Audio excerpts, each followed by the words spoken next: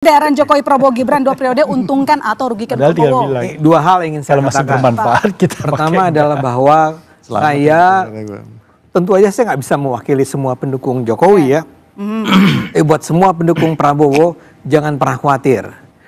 Kami akan menjalankan apa yang diarahkan oleh Pak Jokowi kepada kami, bahwa kami akan mendukung Prabowo Gibran sampai 2034. Tentu saja ada kecualinya. Kecuali misalnya ada upaya pecah belahnya berhasil, Pak Jokowi akhirnya nggak lagi ingin dekat dengan Pak Jokowi atau Gibran dan seterusnya. Tapi kalau itu tidak terjadi, kita nggak pernah mengkhianati Pak Prabowo. Nggak ada buktinya, itu satu. Baik. Tapi yang kedua saya mau katakan dulu bahwa saya senang bahwa hari ini teman-teman tuh bilang bahwa yuk kita ngomong hal-hal yang lebih substansial. Yang tadi dikatakan, betul, saya setuju. Udahlah, itu soal ijazah Pak Jokowi selesai aja lah. Itu Roy Suryo masih juga terus referee ikut dukung lagi.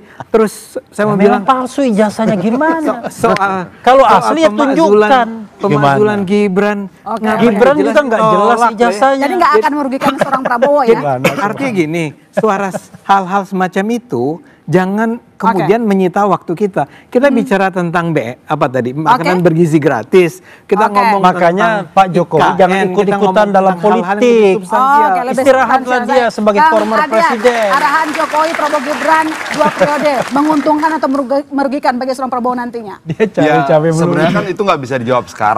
Dalam politik, dalam bisnis itu kan mirip-mirip. Siapa kamu sehingga ketika berjalan dengan saya tambah kuat. Sesederhana itu aja. Kalau kamu berjalan dengan saya tambah lemah, kayaknya nggak jalan bareng deh, kira-kira seperti itu. Tapi menjawab apa yang disampaikan oleh Bung Ade tadi menarik. Problem ijazah juga problem buat mereka. Kenapa mereka bilang, kita asli bisa nggak jadi? Gitu loh, kalau yang dipertanyakan saya bisa jadi, harusnya mereka lebih jadi lagi. Artinya bahwa memastikan ijazah itu ya, Bung Refli Harun ya, itu juga menjawab kepentingan mereka karena mereka berjuang bertahun-tahun belajar. Mosok terus. Udah asli. Bukan maksud gua. Mereka berjuang untuk ijazah asli. Yang bilang palsu. Tiap hari kuliah. Tiap hari datang. Tiap hari ketemu dosen. Dimarahin. Ijazahnya asli. Belum lulus. Nanti belum asli punya kan? ijazah ini. Asli. Pengen ijazah asli atau ijazah palsu? Ijazah udah pasti asli lah. Artinya mereka juga pengen memastikan ijazah pemimpin-pemimpinnya juga asli. Jadi 2 periode merugikan atau enggak bagi seorang Prabowo? Belum dijawab, Abang. Loh kalau itu dijawabnya nanti. Tapi prinsipnya sederhana. Siapa kamu kalau berjalan dengan saya tambah kuat. Kalau dengan berjalan dengan saya tambah lemah, tentu tidak akan saya bawa. Dan secara konstitusional tidak ada kewajiban harus bareng-bareng 2 periode.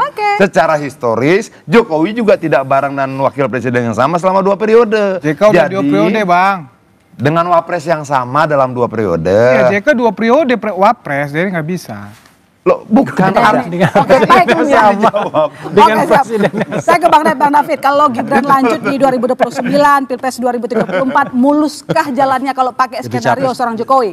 Jadi gini, pertama tadi Jokowi menyampaikan statement itu kan gini, sebagai negarawan dan pengalaman panjang beliau, kata saya setiap Jokowi batuk aja itu membuat bereaksi semua para politisi, para kelompok-kelompok organisasi partai dan seterusnya. Nah, jadi gini, Jokowi sebagai negarawan ingin mengatakan bahwa jangan membuat kekisruan di dalam periodisasi Prabowo Gibran, karena begitu isu-isu untuk mengacak-acak kepemimpinan duet 2-in-1 Prabowo Gibran ini, maka ini akan pincang pemerintahan ini. Nah itu kan gerakan-gerakan yang ada sekarang itu dibaca secara cerdas oleh seorang Jokowi karena punya pengalaman panjang dan kematangan politik. Luar biasa memang. Kalau mau program-program Prabowo Gibran ini jalan baik, maka jangan membuat kerusuhan, mencoba-coba membangun narasi untuk memisahkan Prabowo. Luar biasa. Semakin takut dia kelihatan, semakin takut dipisahkan. Ketika mengikuti skenario semakin seorang Jokowi, khawatir dipisahkan, nanti nggak berguna lagi. 2 poin, Mbak. Apa? Singkat aja. Darah yang tumpah di demonstrasi Agustus kemarin, 1 poin besarnya adalah kami generasi muda akan terus menuntut pertanggungjawaban negara kepada rakyatnya, baik soal pajak, baik soal kekuasaan, baik soal produk, undang-undang, kebijakan. Bahasa bayinya gini Mbak, Prabowo Gibran Menteri DPR itu karyawan kita bosnya. Bahkan kita pemegang saham terbesar. Karena Gen Z 50% ke atas. Baik. Jadi karyawan mana yang dikontrak 5 tahun, baru kerja setahun, udah minta 10 tahun. Kami nggak ngerti sebagai bosnya kenapa itu bisa keluar sekarang. Itu aja Mbak. Baik. Kita pengen kembalikan diskursus hari ini negara kembali ke bab kebijakan publik dan kesejahteraan kami sebagai orang-orang muda. Terima kasih. Baik, terima kasih Berdian, terima kasih Bang Endarsa, Pak Refli, Bang Hadian, Bang Freddy, Bang David, Bang Ade, dan juga Pak Gintring. Dengan demikian saudara, saya masih Tarigan undur diri. Sampai jumpa minggu depan di Bola Liar.